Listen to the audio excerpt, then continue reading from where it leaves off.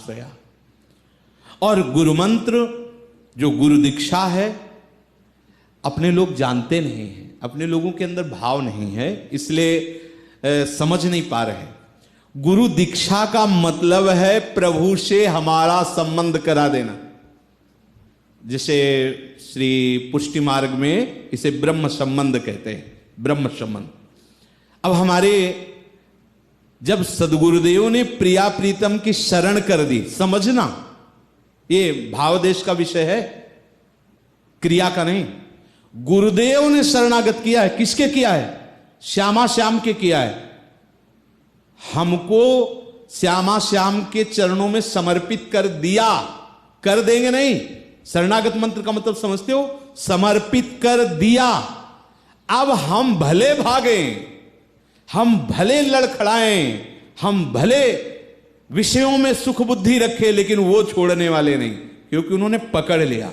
श्यामा श्याम की शरण गुरुदेव ने किया है, कोई मजाक नहीं।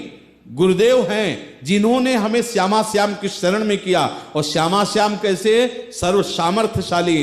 अब वो हमारी दुर्गति नहीं होने देंगे। ये जहां ठसक आई तो भजन करना नहीं पड़ेगा, अपने आप भजन होने लगता है। गुरु चरणों में यदि हमारी पूर्ण आश्रय वृत्ति हो, और जो मंत्र मिला है उससे बढ़कर ना सृष्टि में कोई मंत्र है और ना उससे बढ़कर कोई सिद्धि है। हम पूर्ण हो गए। आज हमें गुरुदेव ने दीक्षा दे दी, आज हम कृतकृत्य हो गए, ऐसा अनुभव। क्योंकि आश्रय दृढ़ है ना, तो मंत्र दीक्षा का तात्पर्य है गुरुदेव ने हमें भगवत संबंध से युक्त कर दिया।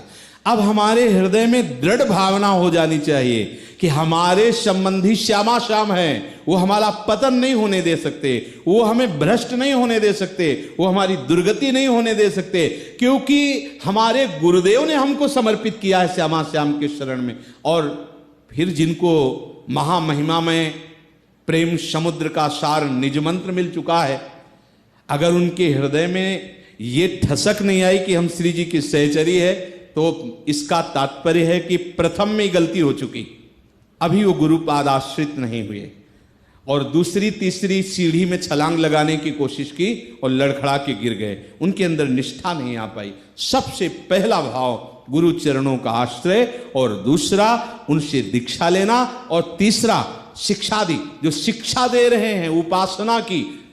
गुरुदेव क्रियात्मक शिक्षा के द्वारा भक्त को भक्ति रंग में रंगते हैं। यह क्रियात्मक शिक्षा है।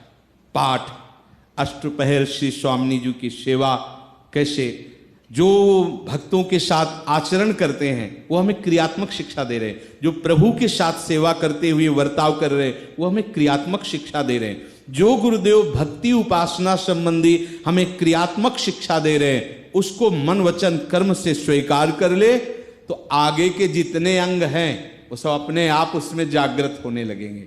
इसीलिए सबसे पहला है गुरुपादाश्रया। यदि गुरु चरणों का आश्रय नहीं लिया और साधन भजन खूब कर रहा है, तो उस साधन भजन का फल होगा गुरु चरणों का आश्रय।